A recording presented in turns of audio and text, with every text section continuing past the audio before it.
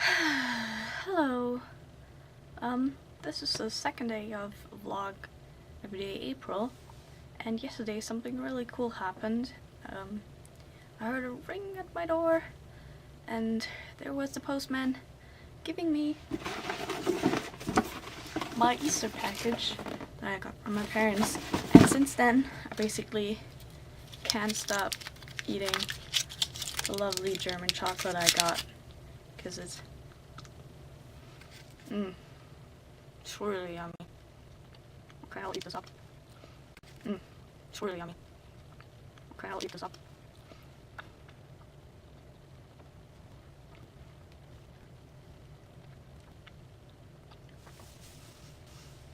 Really good.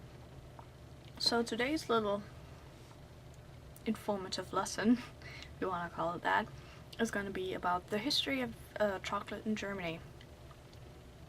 Because as we all know, cocoa didn't grow there naturally.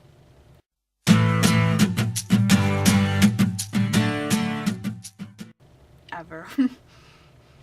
So, cocoa came to Germany at the beginning of the 17th century, but it wasn't really as sweet back then. It was more used as medicine and sold in pharmacies as a way to make you strong or something like that. And that's how it was for a really long time.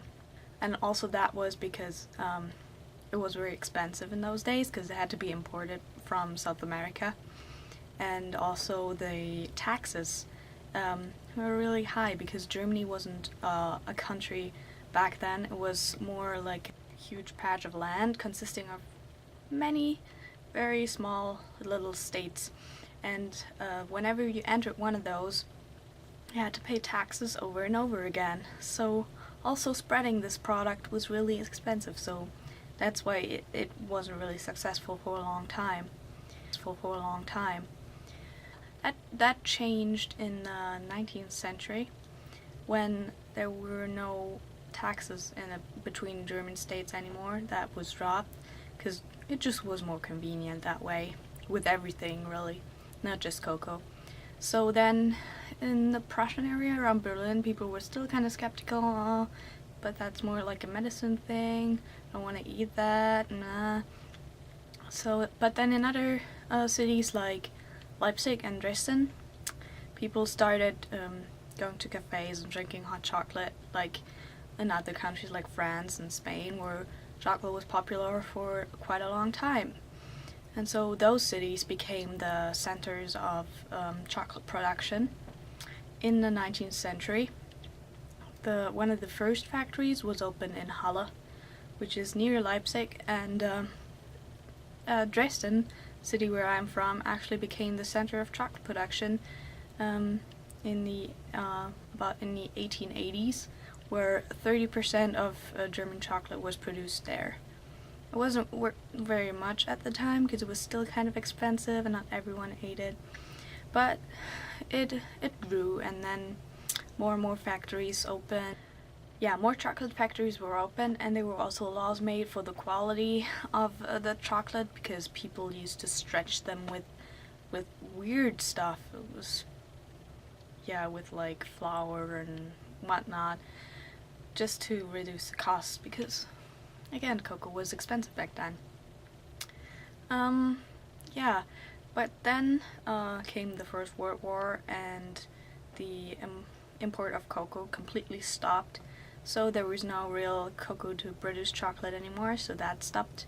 Then after World War One, in the Golden 20s, as they were called, the production boomed again, like lots of factories reopened and there was huge production. In those days people liked to live the good life, as you say it, and they wanted chocolate because it's yummy. And then in World War II, chocolate was still produced, but only the military got to eat it. Like there was a chocolate called Coca-Cola, which was infused with caffeine, I think, and the pilots got it so they would stay away longer, which I thought was really interesting. But then eventually in 44-45, when Germany had lost the war already, basically there was no import of cocoa anymore, so production eventually stopped. And then after the war, there was a slow rebuilding process, and factories began to open again, and there was different kinds in East Germany and West Germany, because they were two different countries then.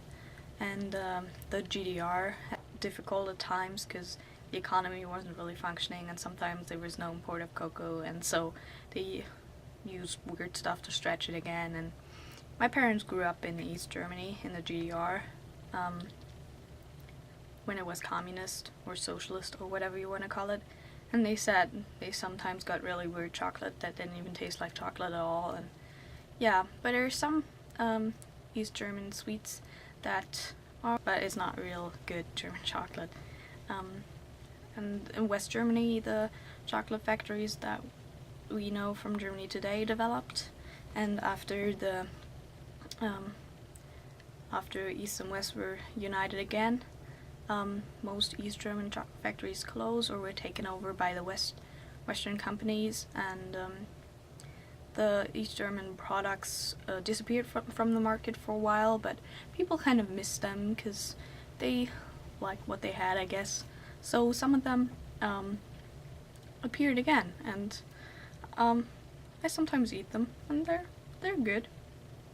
And they use better quality materials now that they have them too. And so that was my little talk about the history of chocolate in Germany. I hope you enjoyed it a little bit and got some knowledge out of it. And that's basically all I have to say. It's still snowing outside, and as it seems it's not gonna stop for a while, which really annoys me. I hope there's no snow for my birthday, which is coming up soon. I never had snow on my birthday ever, and I don't want it, really. I will see you guys tomorrow. Tschüssi. Adios. Oh, that was so late, 7:06-ish.